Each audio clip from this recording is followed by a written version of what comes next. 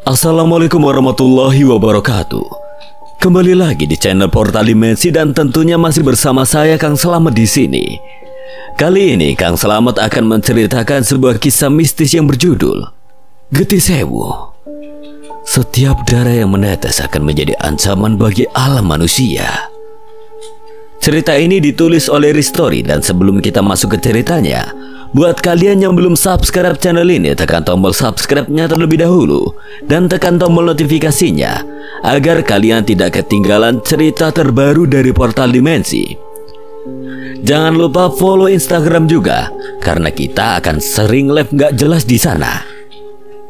Gak usah berlama-lama lagi, langsung saja kita masuk ceritanya. Getih Sewu. Setiap darah yang menetes akan menjadi ancaman bagi alam manusia.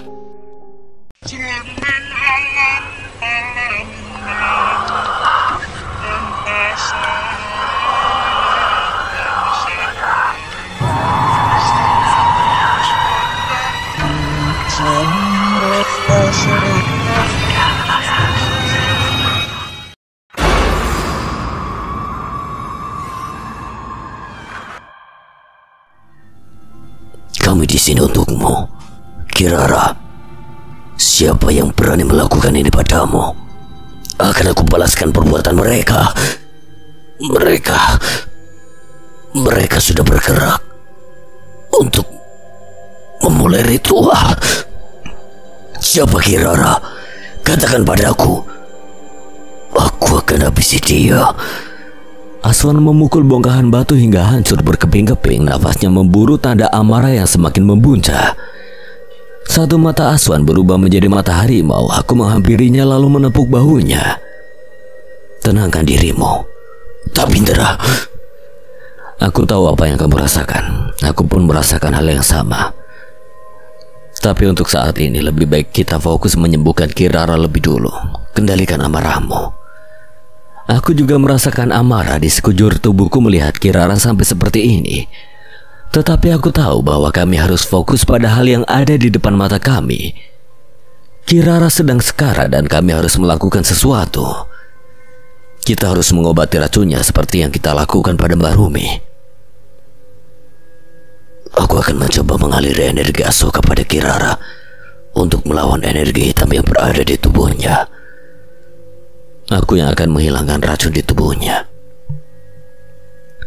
Dampak yang diterima Kirara benar-benar besar. Kami tidak bisa menetralisirnya dengan mudah, seperti apa yang kami lakukan pada Mbah Rumi. Butuh kekuatannya lebih besar untuk melawan energi hitam di tubuh Kirara. Aku akan mulai, Indra. Dia mulai mempersiapkan kalung Basopatinya, mencoba untuk menyalurkan energi Asoka ke dalam tubuh Kirara. Aswan berlutut di samping tubuh Kirara yang terbaring lemah. Aku bisa melihat kegelisahan di matanya. Asoka, bantulah aku. Aswan meraih kalung Pasopati yang tergantung di lehernya. Kalung itu mulai bersinar lembut, menandakan bahwa Asoka macan putih yang bersemayam di dalamnya merespon panggilan Aswan. Energi putih keperakan mulai mengalir dari kalung, menyelimuti tubuh Kirara dengan cahaya yang hangat dan menenangkan. Racun dan energi hitam yang menyelimuti tubuh Kirara terlalu kuat untuk dilawan dengan satu jenis energi saja. Aku menempatkan tanganku di punggung Aswan, menyalurkan energi hijau dari cincin pancasona milikku. Cahaya hijau dan putih menyatu menciptakan pancaran energi yang mulai melawan kegelapan di tubuh Kirara. Bertahanlah, Kirara. Aku bisa merasakan betapa beratnya energi yang harus kami keluarkan. Setiap detik terasa seperti berjam-jam. Cahaya yang mengelilingi tubuhnya semakin kuat dan perlahan-lahan aku bisa melihat perubahan terjadi. Warna hitam di tubuhnya mulai memudar, digantikan oleh warna tubuh aslinya. Kirara mulai menggerakkan tubuhnya sedikit, tanda bahwa dia mulai pulih. Namun aku tahu ini belum selesai. Racun dan energi hitam yang kuat ini mungkin sudah mereda, tetapi dia masih membutuhkan waktu untuk pulih sepenuhnya. Setelah beberapa menit, cahaya dari kalung Pasopati dan cincin pancasona mulai meredup. Kirara menghela nafas panjang meskipun masih terlihat lemah. Dia sekarang bisa duduk dengan bersandar pada dinding gua. Alhamdulillah. Aswan dan aku jatuh terduduk di sampingnya. Kelelahan luar biasa mulai meresap ke dalam tubuh kami. Reza dan Kuncoro dengan cepat menghampiri kami, memberikan botol air dan satu buah pisang yang mereka bawa. Ini kalian minum dulu sama makan gedang lagi. Makasih, Zah. Aku meneguknya dengan cepat, merasakan dinginnya air meredakan tenggorokanku yang kering. Aswan menatap Kirara yang bersandar sambil meminum airnya. Matanya menunjukkan rasa lega, meskipun kelelahan terlihat jelas di wajahnya. Terima kasih banyak atas bantuannya. Kirara menatap kami dengan pandangan lemah. Aku tahu dia akan memberitahu kami semuanya dan apapun yang akan dia katakan, kami harus siap menghadapinya. Aswan duduk bersila di depan Kirara. Kirara, apa yang sebenarnya terjadi di sini? Kirara menutup matanya sejenak, seolah mengumpulkan kekuatan untuk berbicara. Setelah beberapa saat, dia mulai menceritakan apa yang telah terjadi. Suara serak dan penuh dengan kelelahan. 2 hari lalu, bangsa siluman pengguna ilmu hitam datang ke sini dengan satu tujuan, untuk mengumpulkan sekutu dalam rencananya merebut kembali hak mereka tinggal di alam manusia. Merebut kembali hak mereka di alam manusia?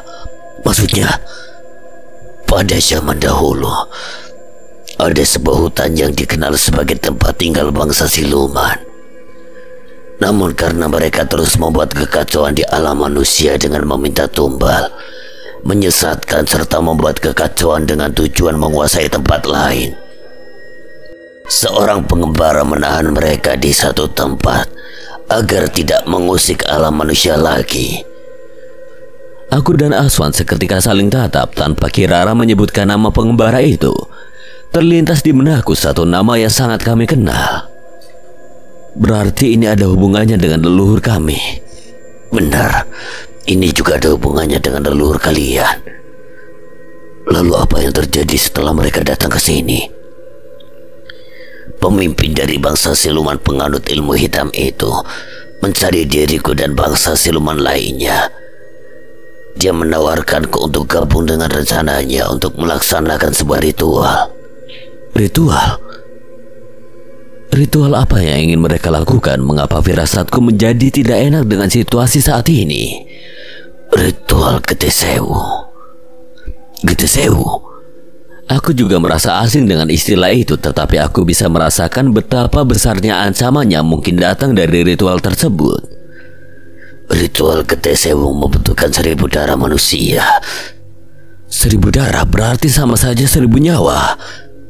Benar, itulah harga yang harus dibayar. Aku terdiam. Jika 1000 nyawa manusia ditumbalkan dalam ritual itu, berarti akan ada banyak orang yang menderita karena kehilangan keluarganya. Apa tujuannya hingga mereka harus melakukan hal sekeji itu?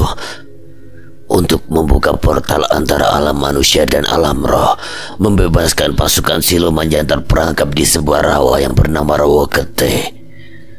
Untuk itu, dirinya membutuhkan kekuatan dari bangsa siluman lainnya. Dan kau menolak ajakan itu? Tentu saja aku tidak pernah akan bekerja sama dengan makhluk terkutuk seperti mereka. Ilmu hitam adalah kutukan bagi kita semua, dan aku tidak akan membiarkan mereka mencemari hutan ini dengan niat jahat mereka. Jadi karena itu mereka menyerangmu. Dia tidak memberi kami pilihan. Ketika aku menolak, dirinya langsung memerintah pasukannya dari bangsa siluman yang berada di tempat lain untuk menyerang. Awalnya aku dan yang lainnya masih bisa melawan, namun pimpinan mereka seketika turun tangan. Pertempuran terjadi begitu cepat. Aku tidak mampu mengimbangi kekuatannya, dan banyak dari kami yang terluka. Aku tidak menyangka bahkan Kirara sampai mengatakan kalau dirinya tidak mampu menandinginya. Lalu di mana pasukanmu yang lainnya? Kenapa tidak ada di sini? Aku menyuruh mereka untuk berpencar agar tidak terkena kendali ilmu hitam. Hanya Jawoto dan aku yang tersisa.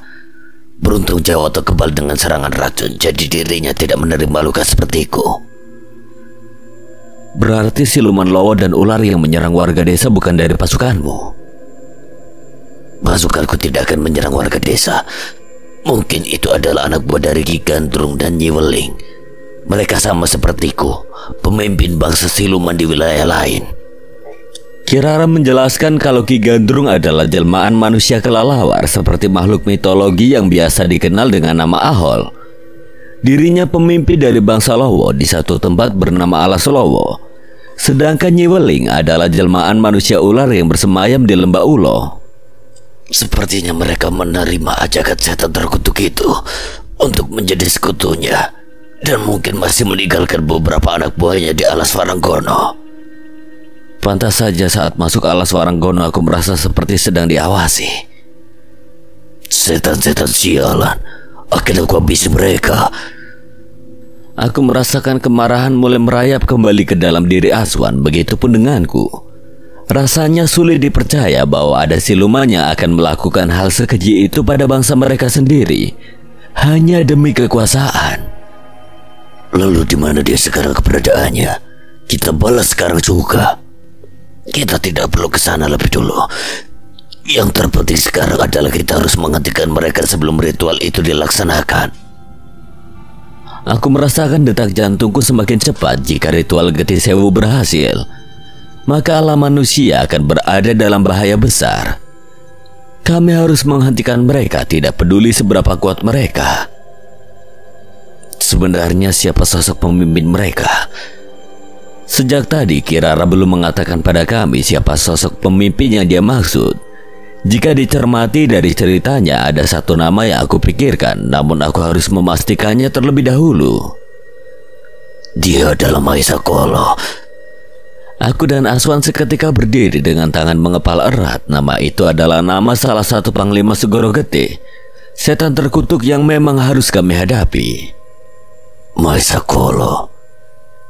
Jadi dia yang memimpin semua ini. Dia tidak hanya kuat tetapi juga sangat cerdik. Dia tahu bagaimana memanipulasi orang lain untuk mendapatkan apa yang dia inginkan. Reza dan Kuncoro menyentuh pundakku dan pundak Aswan sembari menyodorkan satu buah pisang. Tenang, Dra. Dengerin perkataan Kirara dulu sampai selesai sambil makan pisang. Iya, Asta. Dicemilin gedangnya sebelum dihabisin Jawoto. Tuh lihat sekali makan 3 kok. Aku dan Aswan berpaling ke arah Jawoto. Benar saja, Jawoto sedang asik mengunyah 3 buah pisang dengan kulit-kulitnya. Kami kembali duduk. Inilah yang aku senang jika ada Reza dan Kuncoro. Mereka bisa seketika mengubah suasana hati, bahkan mungkin sampai ke mereka yang selalu mendengar cerita tentang dirinya. Lanjutkan Kirara, maaf tadi terpotong. Belum sempat menjelaskan, tiba-tiba kalung pasopati di leher Aswan mulai bersinar dengan terang. Lebih terang dari sebelumnya. Cahaya itu hampir menyilaukan dan aku bisa merasakan getaran energi yang sangat kuat dari dalam kalung itu. Asoka. Dalam sekejap sosok macan putih besar keluar dari kalung. Mata Asoka bersinar merah, tanda jelas dari amarah yang tidak tertahankan. Asoka, tenang. Aswan mencoba menenangkan macan itu, tetapi Asoka terus mengeram. Matanya menatap ke arah goa seolah-olah mencari sesuatu untuk dilampiaskan. Aku merasakan kemarahan Asoka yang membara. Aura intimidasi menyeruak di dalam gua. Mahesa Kolo, makhluk terkutuk itu harus secepatnya dihentikan. Panglima Asoka, aku tahu kau pasti masih kesal dengan kejadian di masa lalu. Kau tidak perlu mengatakan itu, Kirara. Asoka menatap tajam ke arah Kirara. Dari tatapan mereka terlihat jelas ada sesuatu di antara mereka dan Mahesa Kolo. Aku penasaran dengan apa yang terjadi di antara mereka, namun saat ini bukan waktu yang tepat untuk membahasnya. Lanjutkan Kirara. Mahesa Kolo sudah mulai bergerak untuk mengumpulkan 1000 darah manusia dan memperbanyak sekutu. Memangnya di mana Rawa Getih itu berada, Kirara? Tempatnya berada di tengah hutan Alas Liwong. Alas Liwong? Aku dan Aswan segera berdiri lagi ketika mendengar nama itu. Alas Liwong bukan tempat biasa. Itu adalah salah satu dari Alas Pitu, 7 hutan keramat dengan kekuatan gaib yang tidak bisa dianggap enteng. Di mana lokasi hutan itu, Kirara? Kirara menarik nafas panjang, tampak sangat lelah setelah menceritakan semua ini. Tempatnya ada di timur Pulau Jawa, Tapi kita tidak perlu ke sana lebih dulu. Memangnya kenapa Kirara? Saat ini dia mungkin sedang mencari sekutu bangsa siluman lainnya di berbagai tempat untuk bergabung dengannya. Kita harus mencegah dirinya mendapatkan sekutu lebih banyak lagi. Dan ada hal lain lagi yang aku cemaskan. Apa itu Kirara? Mahesa Kolo mengatakan padaku kalau dirinya tahu keberadaan Getih Tunggal. Aku dan Aswan saling pandang, bingung dengan apa maksud perkataan Kirara. Apa yang dia maksud dengan Getih Tunggal? Aku baru pertama kali mendengarnya. Apa yang dimaksud dengan Getih Tunggal, Kirara? Getih Tunggal adalah darah spesial yang hanya dimiliki oleh satu orang yang terlahir setiap 100 tahun sekali. Darah ini memiliki kekuatan yang luar biasa bagi bangsa siluman. Dengan darah ini kekuatan mereka bisa meningkat secara drastis, jauh lebih kuat dari darah manusia biasa. Satu orang dengan Getih Tunggal setara dengan 1000 darah manusia. Jadi mereka ingin menggunakan Getih Tunggal itu untuk mempercepat ritual Getih Sewu. Benar, itulah sebabnya Mahesa Kolo sangat mengincar pemilik Getih Tunggal. Dengan darah itu dia bisa mempercepat ritual Getih Sewu dan membuka portal antara alam manusia dan alam roh jauh lebih cepat dari yang kita bayangkan. Aku merasakan darahku mendidih mendengar penjelasan ini. Mahesa Kolo berusaha menghancurkan keseimbangan alam ini dengan cara yang sangat licik dan berbahaya. Jika dia berhasil mendapatkan darah Getih Tunggal, tidak ada yang bisa menghentikan rencananya. Kita harus menghentikan ini. Di mana anak itu sekarang? Kita harus melindunginya sebelum Mahesa Kolo menemukannya. Mahesa Kolo mengatakan padaku bahwa anak itu berada di desa bernama Sukmojati, letaknya di timur Pulau Jawa. Melindungi anak itu memanglah penting, tapi kita juga harus menghentikan Mahesa Kolo untuk mengumpulkan sekutu lebih banyak lagi.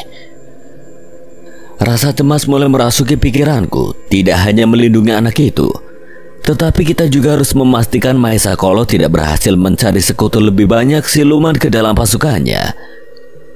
Jika dia berhasil, pertempuran yang akan datang tidak akan mudah untuk dimenangkan. Aku menatap Aswan dan yang lainnya. Waktu kami semakin terbatas. Jika Mahesa Kolo sudah mengetahui keberadaan anak dengan Getih Tunggal, kami harus bergerak cepat. Tapi kemana kita harus pergi terlebih dahulu? Jika kita pergi ke Sukmojati, Mahesa Kolo bisa saja sedang bergerak ke arah lain untuk merekrut sekutu tambahan. Kami semua terdiam sejenak memikirkan pilihan yang sulit di depan kami. Tidak ada jalan mudah, dan setiap pilihan memiliki resiko yang besar. Aku bisa merasakan tekanan yang luar biasa, namun ini bukan saatnya untuk ragu. Berarti kita harus berpencar agar bisa melakukan keduanya. Melindungi anak itu dan mencegah Mahesa Kolo mendapatkan sekutu lebih banyak. Kirara, kau tahu kemana lagi Mahesa Kolo mungkin pergi untuk mencari sekutu? Kirara memejamkan mata sejenak, mencoba mengingat informasi yang dia dengar dari Mahesa Kolo. Namun Asoka yang sejak tadi dia menahan amarah mulai bersuara. Lebih baik kalian ke tempat yang lebih dekat saja terlebih dahulu. Kemana kami harus bergerak lebih dulu, Asoka? Pergilah ke Alas Rogo. Bangsa siluman di sana bisa jadi sangat merepotkan jika Mahesa Kolo berhasil mengendalikan mereka. Alas Rogo? Aku dan Aswan saling tatap. Alas Rogo memang dijaga banyak siluman dan dipimpin siluman wanita ular.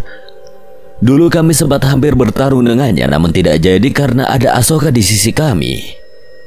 Kalian juga harus mencari bala bantuan, karena permasalahan ini menyangkut banyak nyawa. Jumlah lawan kalian tidaklah sedikit. Aku mengangguk pelan, memahami maksudnya. Ini adalah rencana yang beresiko. Tetapi ini mungkin satu-satunya cara. Kita butuh sekutu, bukan hanya untuk menghadapi Mahesa Kolo, tetapi juga untuk melindungi banyak nyawa dari ancaman yang mungkin akan muncul. Aku berpikir sejenak, mencoba memperhitungkan siapa saja yang bisa kami mintai bantuan. Reza dan Kuncor bisa pergi ke Alas Rogo sekaligus meminta bantuan pada Suko. Dia pasti bisa membantu kita. Reza mengangguk mengerti. Bukan tanpa sebab aku mengusulkan untuk meminta bantuan ke Suko. Dari cerita Mbah Arto saat berkunjung ke rumah Simba, Kemampuan Suko dalam ilmu bela diri sudah meningkat pesat, terlebih lagi dirinya sudah sepenuhnya menguasai pusaka cemati peninggalan leluhurnya. Aku dan Aswan akan pergi ke desa Sukmajati untuk melindungi anak itu. Tidak, Aswan, kau tinggal di sini lebih dulu. Kenapa, Suka? Aku juga ingin menghabisi Mahesa Kolo. Ada yang ingin aku bahas denganmu. Di alas Waranggono juga masih ada sisa siluman ilmu hitam yang masih berkeliaran. Jika dibiarkan berkeliaran, mereka bisa saja menyerang warga desa lagi. Kita harus menghabisi mereka lebih dulu. Aswan melirik ke arahku, raut wajah cemas tergambar jelas di wajahnya. Lalu bagaimana dengan Mahendra? Bagaimana kalau dirinya diserang oleh Mahesa Kolo? Seharusnya kau sudah mengetahui kekuatannya saat ini seperti apa. Aswan kembali terdiam. Aku mengerti dengan Asoka, dirinya tidak akan mengambil keputusan tanpa memikirkannya terlebih dahulu. Tidak, Pawan. Aku akan fokus dengan tujuan menyelamatkan anak itu. Dan aku akan menghindari pertarungan secara langsung. Jika urusan di sini sudah selesai, kita akan menyusulnya. Pergi sendiri memang beresiko, tetapi ada kebenaran dalam kata-kata Asoka.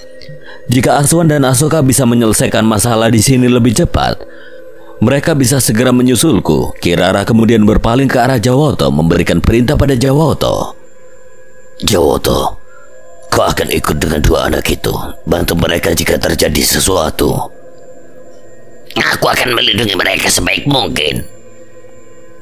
Reza melirik ke arah Jawoto, menatapnya sembari menggaruk-garuk kepala. Tapi Kirara... Ada apa? Jawoto akan sangat berguna untuk membantu kalian. Keputusan Kirara memanglah tepat. Itu juga bisa menjaga mereka apabila terjadi sesuatu di Alas Rogo. Tapi kenapa Reza menolaknya? Kami semua menatap ke arah Reza. Suasana menjadi hening, menunggu jawaban mengapa dirinya seperti merasa ragu jika Jawoto ikut dengannya. Jawoto kan besar, mobilku gak muat untuk dia. Kalau naik di atas nanti mentok lampu merah gimana? Aku dan Aswan seketika menepuk jidat, tidak menyangka mendengar kata-kata itu keluar dari mulut Reza. Dasar bocah gemblung, yuk gak naik mobil juga. Tahu kamu sih, ngawur, masa bawa Jawoto pakai mobil? Aku menoleh ke arah Kuncoro, tersenyum ke arahnya. Sepertinya anak ini lebih mengerti bagaimana cara membawa Jawoto dibandingkan Reza. Lah terus piye bawanya? Yo mobilmu yang naik Jawoto sih. Kirara, Jawoto, maaf apabila lancang. Dua kopla ini memang sama gedengnya. Tidak apa, Sena, kami tahu itu. Kirara mulai menjelaskan pada Reza dan Kuncoro bahwa mereka tidak perlu membawa Jawoto naik mobil ataupun Jawoto yang mereka naiki. Mereka hanya cukup memanggil nama Jawoto 3 kali, seraya memikirkan wujudnya. Dengan begitu Jawoto akan datang di tempat mereka berada. Oh, ngono tok. Ya wis, aman nek ngono. Aku menghela nafas panjang. Ini bukan rencana yang sempurna, tetapi ini adalah satu-satunya cara untuk memastikan bahwa kita bisa menghadapi ancaman ini di tempat yang berbeda. Baiklah, ayo kita bergerak. Lebih cepat lebih bagus. Kami semua berpisah setelah menyusun rencana. Reza dan Kuncoro bersiap-siap untuk pergi ke Alas Rogo. Mereka tampak sedikit gugup, tetapi tekad mereka untuk membantu terlihat jelas. Aku bisa merasakan beratnya tanggung jawab yang mereka pikul, namun aku yakin mereka bisa diandalkan. Kalau gitu, kami berangkat sekarang ke rumah Suko. Setelahnya langsung meluncur ke Alas Rogo. Reza menepuk bahu Aswan sebelum pergi. Jaga dirimu di sini, Wan. Pastikan siluman-siluman itu tidak kembali menyerang desa. Kami akan menyelesaikan tugas kami di Alas Rogo. Kalian harusnya berhati-hati. Dengan itu, Reza dan Kuncoro ditemani oleh Jawoto mulai bergerak keluar dari gua. Untuk berangkat menuju Alas Rogo, aku melihat mereka pergi dengan sedikit kekhawatiran. Tetapi aku tahu bahwa mereka mampu menjaga diri mereka sendiri. Kirara kemudian menatapku dengan pandangan yang dalam. Sena, perjalananmu ke Sukmajati tidak akan mudah. Kau harus tetap waspada jika Mahesa Kolo atau sekutunya mengetahui keberadaanmu. Mereka tidak akan ragu untuk menyerangmu. Aku tahu, Kirara. Tapi aku tidak bisa membiarkan anak itu berada dalam bahaya. Jika darahnya jatuh ke tangan Mahesa Kolo, itu akan menjadi akhir dari semuanya. Berhati-hati, Landra. Aku akan menyusulmu setelah urusan ini selesai. Aku menghargai kepercayaan yang diberikan oleh Kirara dan Aswan, meskipun ini berarti aku harus menghadapi bahaya sendirian. Tapi ini adalah pilihan yang harus diambil dan aku siap untuk itu. Seda, anak di Sukmojati itu mungkin tidak menyadari betapa penting dirinya. Dia mungkin hanya melihat dirinya sebagai anak biasa, tetapi darahnya adalah kunci dari rencana jahat Mahesa Kolo. Aku merasakan beban tanggung jawab yang besar di bahuku. Melindungi anak itu bukan hanya tentang menyelamatkan satu nyawa, tetapi juga tentang menyelamatkan alam ini dari kehancuran. Aku harus memastikan bahwa dia tetap aman apapun yang terjadi. Aku mengangguk menyadari bahwa perjalanan ini akan penuh dengan bahaya dan ketidakpastian, tapi tidak ada waktu untuk ragu. Aku harus segera pergi. Setiap langkah yang aku ambil adalah langkah untuk melindungi masa depan dari kegelapan yang akan datang. Desa Banyuresik. Langit sore yang berwarna jingga kemerahan menyelimuti perjalanan Reza dan Kuncoro menuju desa Banyuresik.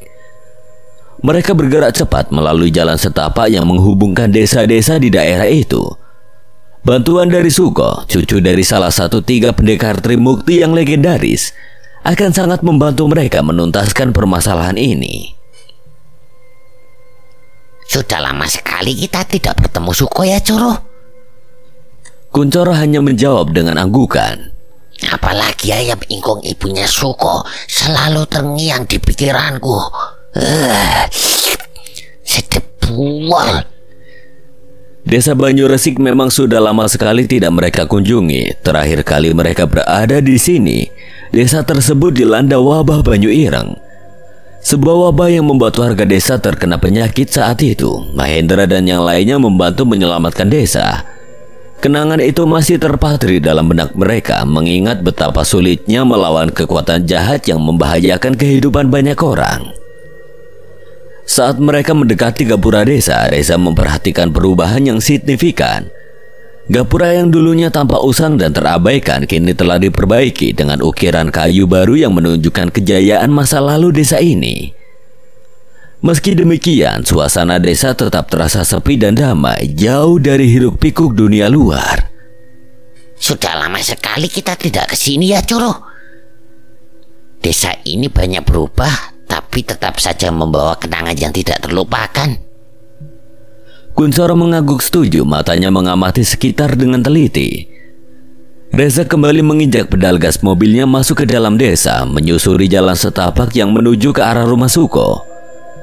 Meskipun sore hari sudah mulai larut, masih ada beberapa penduduk desa yang terlihat di luar rumah mereka, menikmati angin sore, senyum ramah dan sapaan hangat menyambut mereka saat mereka melewati desa. Mengingatkan pada keramahan desa Banyuresik yang selalu ada meskipun telah melalui berbagai cobaan.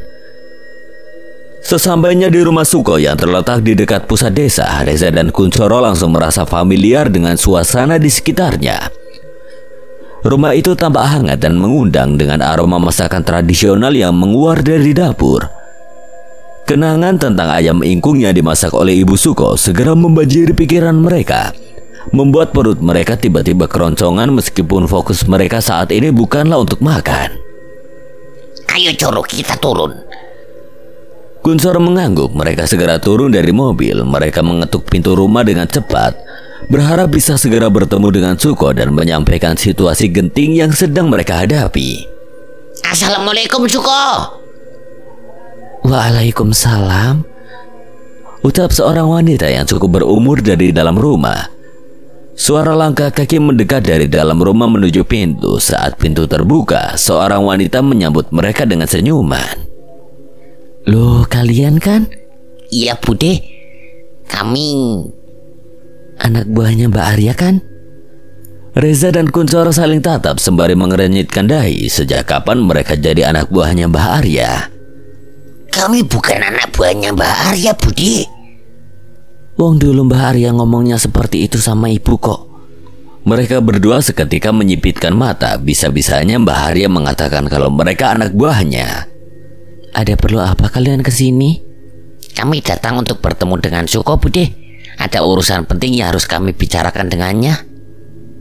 Suko sedang tidak di rumah. Dia ada di Padepokan Wisanggeni melatih murid-murid Mbah Harto. Kalau kalian ingin menemuinya, kalian bisa langsung ke sana. Memang di mana padepokannya, Budi?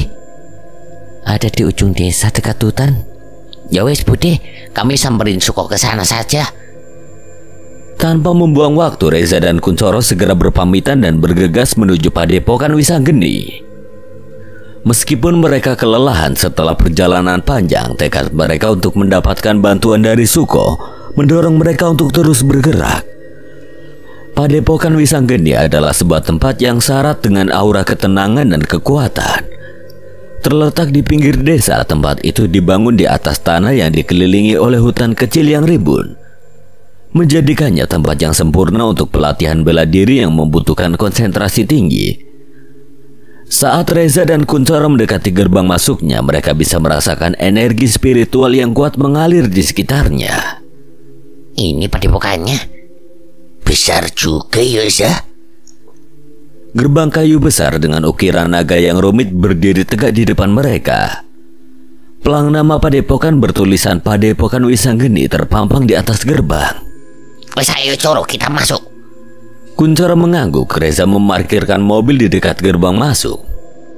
Coro, kita bersiap layaknya pendekar biar kelihatan mantap. Siap, Za. Mereka masuk melewati gerbang besar itu dengan sikap tegap dan dagu yang diangkat sedikit ke atas. Namun masih dengan rasa hormat, mengingat bahwa tempat ini bukan hanya sekedar tempat berlatih, tetapi juga tempat di mana nilai-nilai luhur diajarkan dan diwariskan. Di dalam padepokan, mereka melihat beberapa murid muda yang sedang berlatih dengan penuh keseriusan.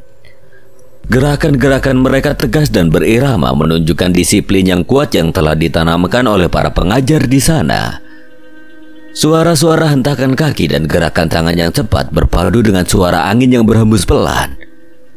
Salah satu pengajar yang sedang melatih segera menghampiri Reza dan Kuncoro menanyakan apa tujuan mereka ke sini. Ada perlu apa ke sini? Reza mengusap hidungnya dengan jempolnya. Wajahnya sedikit terlihat menjengkelkan. Kami mencari Suko. Di mana dia? Untuk apa kalian mencari Suko? Kami ingin mengajaknya bertarung. Reza tersentak dengan raut wajah panik menoleh ke arah Kuncoro.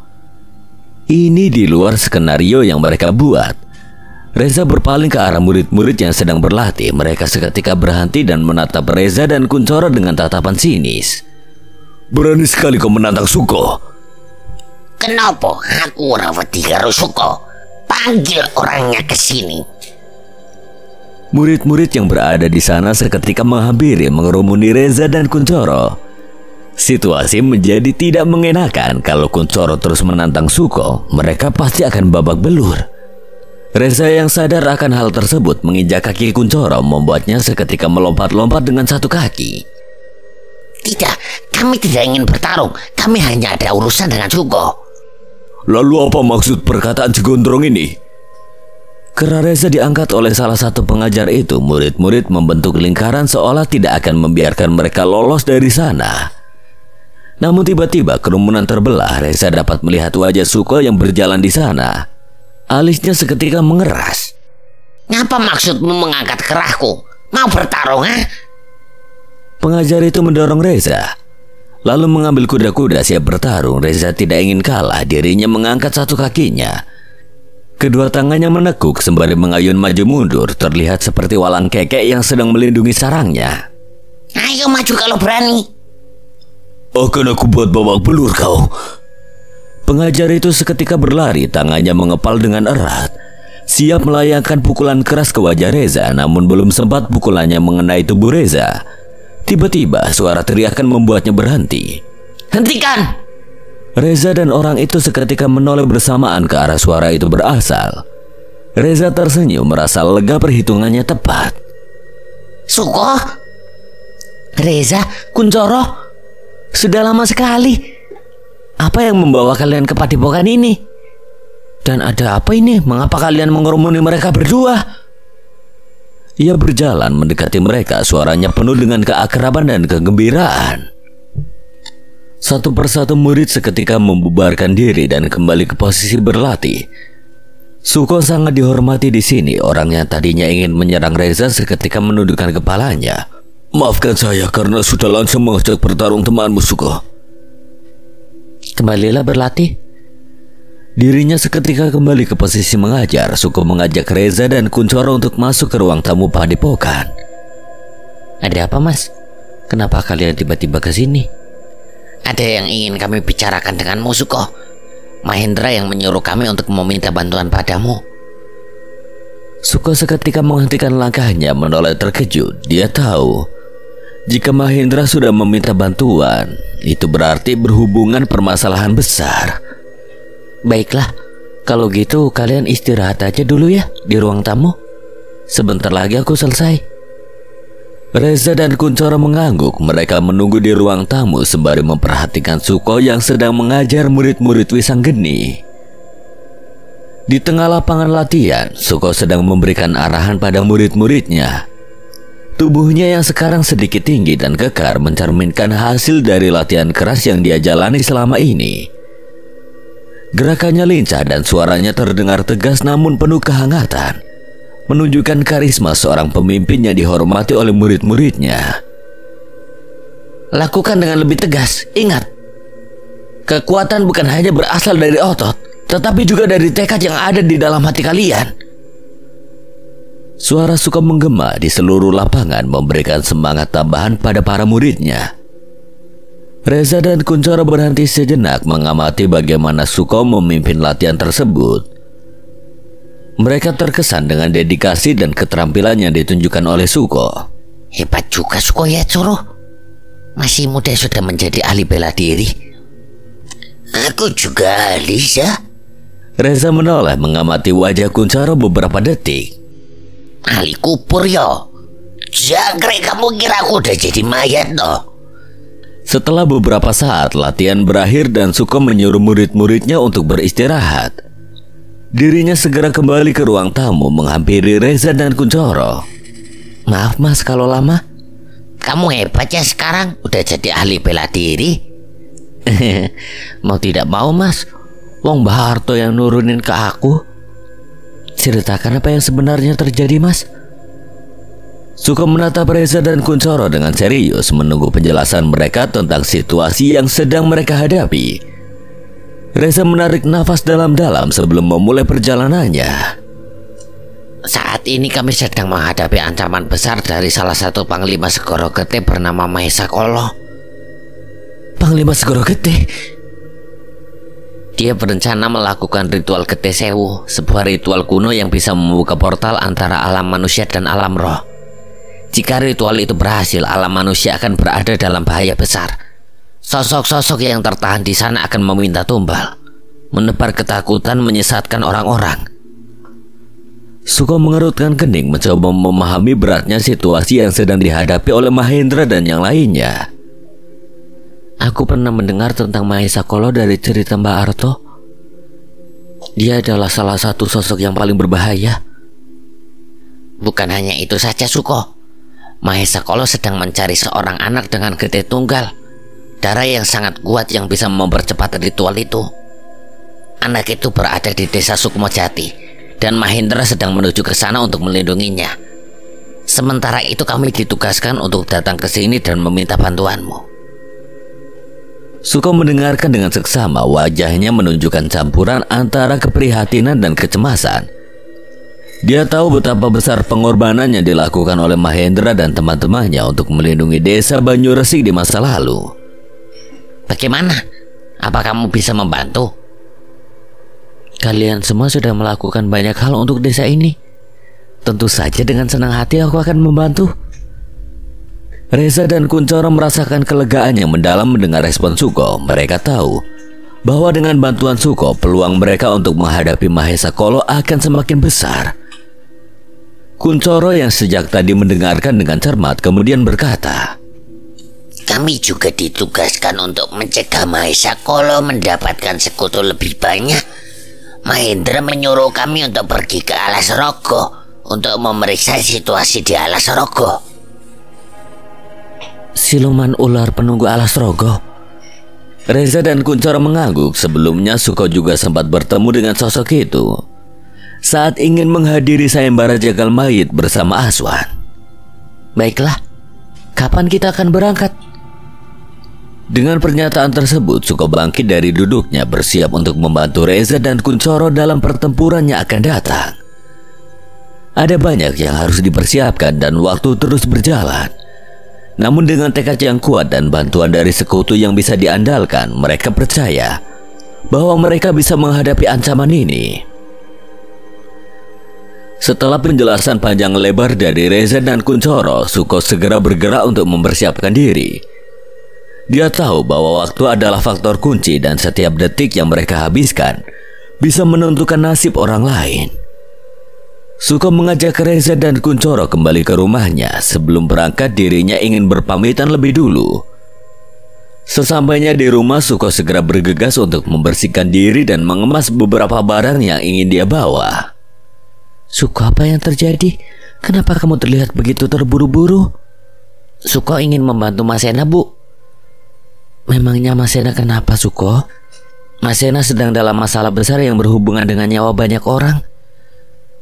Ibunya terkejut. Meskipun terlihat khawatir, ibunya mengangguk dengan berat hati, memahami bahwa tugas ini adalah sesuatu yang tidak bisa dihindari. Kamu harus berhati-hati, Suko. Doa ibu selalu menyertaimu. Iya, Bu. Suko akan selalu berhati-hati. Setelah memastikan semua persiapan sudah lengkap, Suko, Reza, dan Kuncoro berpamitan untuk langsung berangkat ke Alas Rogo. Bude, kami berangkat dulu ya. Nanti kalau pulang masak ayam mingkung ya, Bude. Iya, insya Allah. Kalian hati-hati ya. Jangan ngebut bawa mobilnya. Setelah berpamitan, ketiganya meninggalkan desa Banjuresik dengan langkah cepat. Hati mereka penuh dengan tekad untuk menghentikan Mahesa Kolo dan sepanjang perjalanan menuju Alas Rogo, mereka membahas strategi dan mempersiapkan diri untuk kemungkinan terburuk. Kurang lebih 3 jam perjalanan, Reza, Kuncoro, dan Suko akhirnya tiba di desa Rogowetan.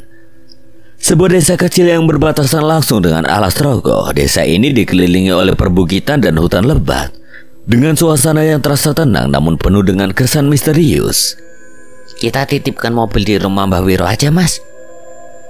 Mereka memutuskan untuk menuju rumah Mbah Wiro, kepala desa yang pernah mereka kenal saat pertama kali tiba di desa ini. Mobil mereka diparkir di halaman rumah kayu tua itu. Mereka bertiga segera turun, mengetuk pintu dengan pelan, berharap pemilik rumah masih mengenali mereka. Assalamualaikum, Mbah Wiro. Waalaikumsalam. Tidak lama kemudian pintu terbuka menampilkan sesosok pria tua dengan rambut yang sudah memutih seluruhnya. Mbah Wiro menatap mereka dengan tatapan kosong sejenak, seolah mencoba mengingat siapa tamu-tamu yang berdiri di hadapannya. Siapa ya? Ada urusan apa mencari saya? Masa lupa dengan kami toh, Mbah? Wong dinas yo. Suko melangkah mendekat. Mbah Wiro mengernyitkan dahi memperhatikan wajah Suko. Saya yang dulu bertemu dengan Mbah Wiro di musola desa. Oh, yang naik motor Honda tua ya. Suko tersenyum. Dirinya sudah mengingat motor Aswan yang dulu membawa Suko dan Aswan ke desa Rogowetan untuk menghadiri sayembara jagal mayit. Iya, Mbah, itu saya. Ada perlu apa kalian kesini malam-malam begini? Monggo masuk dulu. Tidak usah, Mbah. Kami kesini hanya ingin menitipkan mobil di sini untuk ke Alas Rogo, Mbah. Mbah Wiro menatap mereka dengan sedikit khawatir. Alas Rogo itu bukan tempat yang ramah untuk dikunjungi, terutama di malam hari. Apa yang kalian lakukan di sana? Kami hanya perlu memeriksa sesuatu di sana, Mbah. Baiklah, kalian bisa menitipkan mobil di sini. Aku akan menjaga agar tidak ada yang mengusiknya. Tapi tetap hati-hati di Alas Rogo. Tempat itu tidak seperti dulu lagi. Reza dan Kuncoro saling berpandangan, merasa bahwa kekhawatiran Mbah Wiro bukanlah hal yang sepele. Mereka mengucapkan terima kasih dan segera bergegas menuju Alas Rogo. Malam semakin larut dan suasana semakin mencekam. Hanya berbekal senter dari gawai mereka, ketiganya berjalan dengan hati-hati di tengah hutan yang gelap. Cahaya bulan yang bersinar terang sedikit membantu mereka untuk melihat jalan di depan. Namun tetap saja bayangan-bayangan pepohonan yang menjulang tinggi menciptakan kesan yang seram. Kenapa aku seperti merasa asing dengan Alas Rogo? Tidak seperti dulu yang masih dihiasi suara serangga malam. Tapi kali ini sunyi sekali. Iya, hawanya juga tambah dingin. Bulu hidungku sampai keluar. Reza dan Suko spontan menoleh bersama ke arah Kuncoro. Menyenteri wajahnya, benar saja bulu hidung Kuncoro keluar dari lubangnya. Kok iso ngono ya, Suko? Kelainan genetik kayaknya, Mas. Wis meripatku silo loh. Mereka kembali melanjutkan perjalanan. Alas Rogo yang dulu pernah mereka datangi kini terasa berbeda. Hutan ini seolah menyimpan aura yang lebih berat dan dingin. Keheningan yang mencekam menyelimuti mereka. Sesekali hanya terdengar suara ranting yang patah di bawah kaki mereka, atau suara angin yang menerobos dedaunan di atas mereka.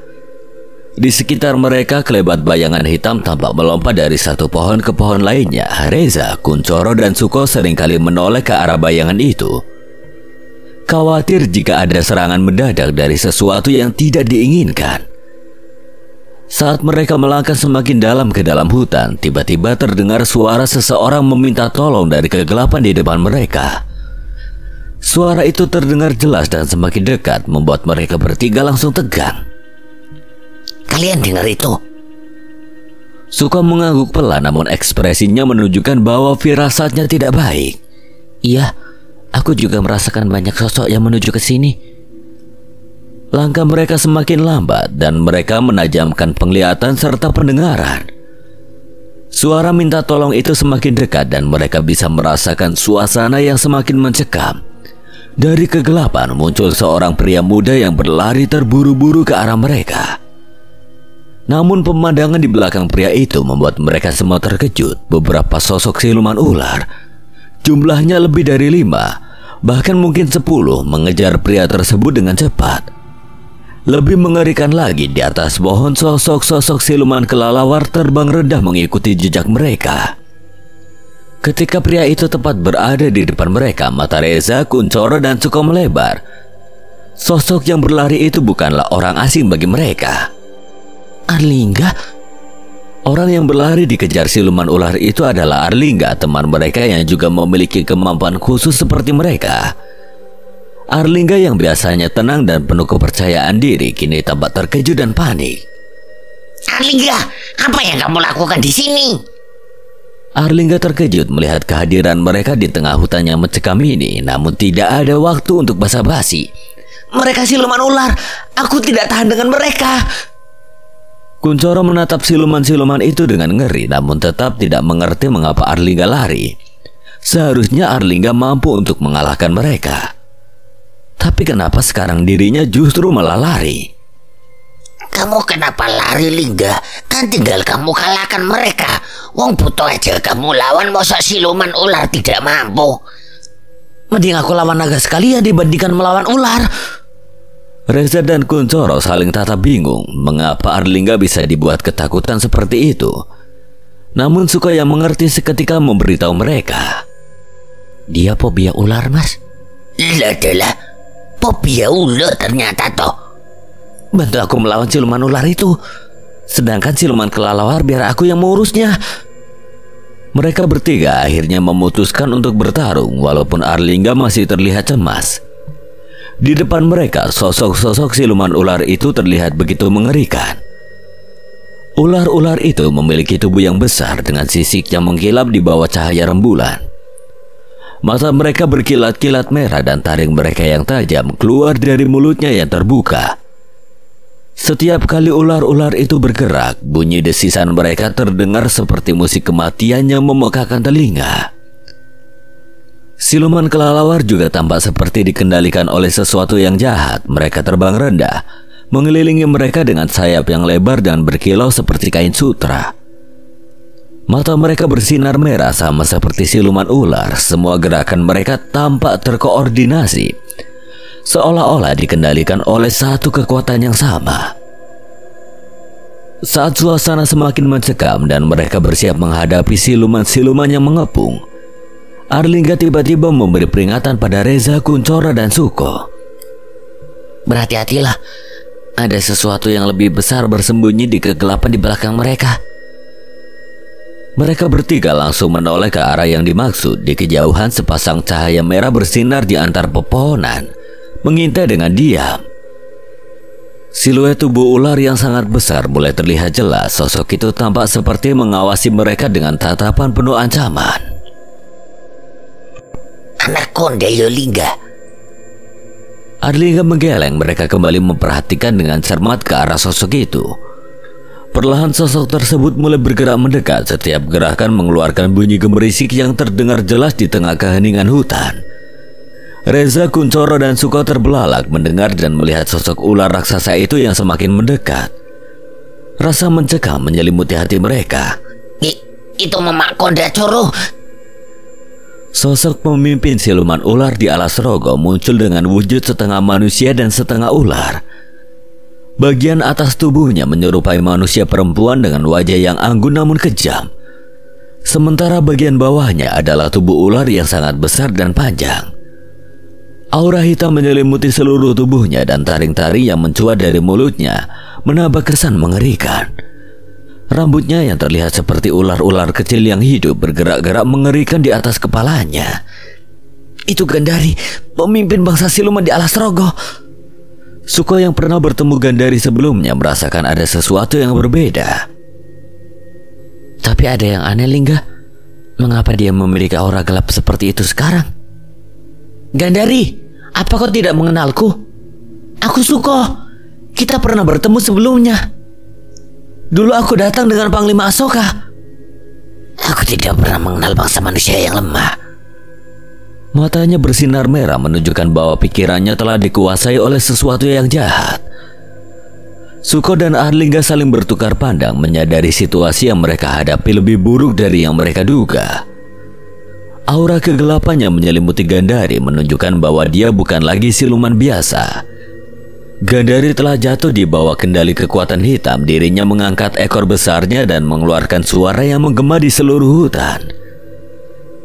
Serang mereka. Janjikan mereka tumbal untuk ritual Getisewu. Saat mendengar perintah itu, Reza, Kuncoro, dan Suko langsung mengerti bahwa mereka terlambat. Maesa Kolo telah berhasil mengendalikan bangsa siluman di alas rogo. Sepertinya kita terlambat, Suko. Maesa Kolo sudah kesini lebih dulu. Begitu ya. Jika ini ilmu pengendalian, seharusnya ada sesuatu yang bisa membuatnya sadar kembali. Dan satu-satunya cara untuk mengetahuinya adalah dengan bertarung dengannya. Mereka berempat seketika memasang kuda-kuda siap bertarung. Suko melangkah ke depan Reza dan Kuncoro. Mas Reza dan Mas Coro mundur aja, biar aku dan Arlingga yang menghadapi mereka. Namun Reza dan Kuncoro menggelengkan kepala seremblak. Mereka berdua melangkah maju, menolak untuk bersembunyi. Enggak, kita akan bertarung bersama. Mereka mengambil batu sebesar genggaman tangan dari tanah. Dengan cepat Reza dan Kuncoro memejamkan mata, membaca mantra yang telah mereka pelajari dari Mbah Arya. Mata mereka kemudian terbuka. Penuh dengan tekad dan keyakinan, Reza melemparkan batu yang dia pegang ke arah dua siluman ular di depan. Dan seketika batu itu meledak dengan keras, menghancurkan dua siluman ular. Arlingga dan Suko tercengang melihatnya, tidak menyangka kalau Reza bisa melakukan hal seperti itu. Hebat. Kami sudah berlatih dong dengan Mbak Arya. Sementara itu, Kuncoro yang sudah siap melemparkan batunya tertahan seraya berucap, Suko, Arlingga, lihat ini, aku juga bisa. Arlingga dan Suko berpaling ke arahnya. Kuncoro mulai mengayunkan tangannya. Batu yang tergenggam melayang di udara. Namun bukannya mengenai anak buah Gandari. Batu itu justru mengenai kepala Gandari dan meledak dengan suara yang mirip petasan banting. Walah, kau malah kena Mama Konda. Suko dan Arlingga tertawa saat mendengar petasan banting mengenai kepala Gandari, namun seketika berhenti tertawa saat melihat Gandari yang marah besar. Manusia kurang ajar. Dengan cepat dia mengibaskan ekornya yang besar ke arah Kuncoro. Namun Suko dengan sigap mengeluarkan ajian tapak geninya menahan ekor Gandari hingga terpental. Mas Reza dan Mas Coro, hadapi anak buah Gandari. Biar aku yang akan menghadapi Gandari. Mereka pun berpisah. Suko maju menghadapi Gandari yang semakin mengamuk. Sementara Reza dan Kuncoro fokus menghadapi anak buah Gandari yang berupa siluman ular yang semakin banyak muncul dari segala arah. Sementara itu Arlingga menghadapi siluman kelelawar yang mengintai mereka dari atas pohon, bersiap untuk menyerang dari ketinggian. Suko menarik nafas dalam-dalam menyiapkan diri menghadapi Gandari. Ia tahu pertarungan ini tidak akan mudah. Dengan ajian tapak geni, Suko menangkis setiap serangan ekor Gandari yang besar dan kuat. Kedua kekuatan mereka berbenturan dengan kekuatan yang hampir seimbang, menciptakan getaran yang bisa dirasakan di tanah sekitar mereka. Di tengah gelapnya alas rogo, Reza dan Kuncoro memandang deretan siluman ular yang mendekat dengan penuh kewaspadaan. Meskipun suasana mencekam, Kuncoro tidak bisa menahan rasa paniknya. Za, kamu yakin mau menghadapi ular-ular ini? Kamu takut, Coro? Wih, siapa sih ngomong takut? Cuma gak biasa aja aku dengan siluman ular. Terus biasanya apa? Ya biasanya aku cuma ngadepin ular tangga di HP-nya Serintil. Reza menggeleng ingin tertawa, namun situasi tidak memungkinkan. Anak buah Gandari bertambah banyak. Fokus, Coro, ini bukan ular tangga, tapi ular bertaring. Kalau kamu gak hati-hati, bisa digigit beneran. Salah satu siluman ular tiba-tiba melompat ke arah mereka. Reza dengan sigap menghindar, namun Kuncoro yang masih gugup malah terjatuh ke tanah. Saat ular itu hendak menerkam Kuncoro, Reza cepat mengambil batu dari tanah dan melemparkannya ke arah siluman itu, mengenai kepalanya hingga ular itu terpelanting ke belakang. Kamu gak apa-apa, Coro? Aku gak apa-apa, ya. Silitku tok gatel. Mereka berdua kembali berhadapan dengan para siluman ular yang tampaknya semakin agresif. Reza mengatur nafas, selalu memberi instruksi pada Kuncoro. Kita harus pakai strategi, Coro. Kamu hadapi yang kanan, aku hadapi yang kiri. Kuncoro mengangguk dengan cepat meskipun wajahnya masih tampak pucat. Oke, Ja, aku siap. Saat dua siluman ular menyerang secara bersamaan, Kuncoro dengan panik mencoba menghindar. Namun bukannya melawan dengan serangan balik, Kuncoro malah terpleset karena kakinya menginjak ekor ular yang lain. Akibatnya ia jatuh terjengkang ke tanah lagi, membuat siluman ular itu ikut tersandung dan jatuh menimpa tubuh Kuncoro. Tolong! Kuncoro berteriak dengan suara panik sambil mencoba menyingkirkan tubuh siluman ular yang menempel di atasnya. Reza yang melihat kejadian itu tertawa kecil, namun tetap melindungi Kuncoro dengan melemparkan batu ke arah siluman lain yang mendekat. Kuncoro akhirnya berhasil mendorong siluman ular itu dari tubuhnya. Kamu ngapain, Coro? Cepat bangun. Saat Kuncoro mencoba bangkit kembali, salah satu siluman ular mendekatinya dengan taring terbuka lebar. Tanpa berpikir panjang, Kuncoro mengambil sebatang kayu di dekatnya dan dengan panik mengayunkan ke arah siluman itu. Tapi bukannya mengenai siluman ular. Kayu itu malah mengenai kepala Reza yang sedang sibuk bertarung di sebelahnya. Terdengar suara keras saat kayu itu menghantam kepala Reza. Aduh, Coro, jangkrik. Kamu punya masalah apa sih karo aku? Reza mengusap kepalanya yang sakit. Kuncoro yang menyadari kesalahannya segera meminta maaf. Maaf ya, aku nggak sengaja. Itu tadi ada ular ngagetin. Reza hanya bisa menggeleng-gelengkan kepala sambil berusaha menghindari serangan berikutnya dari siluman ular yang lain. Meskipun kesalahan Kuncoro membuatnya kesal, Reza tahu mereka harus segera menyelesaikan pertarungan ini. Arlingga yang biasanya tenang dalam menghadapi musuh, Kali ini menghadapi tantangan sendiri, siluman kelelawar yang menyerangnya dari atas membuatnya sulit untuk fokus karena ketakutannya terhadap ular yang terus menghantuinya. Namun dia tidak punya pilihan lain selain melawan. Pertarungan semakin sengit dengan masing-masing dari mereka menghadapi tantangan yang berbeda. Kegelapan malam di alas rogo terasa semakin pekat, seolah-olah hutan itu sendiri ikut serta dalam pertempuran ini, menyembunyikan musuh-musuh yang mungkin masih belum mereka ketahui. Coro, sepertinya udah saatnya memanggil dia. Kuncoro menoleh bingung. Dia siapa?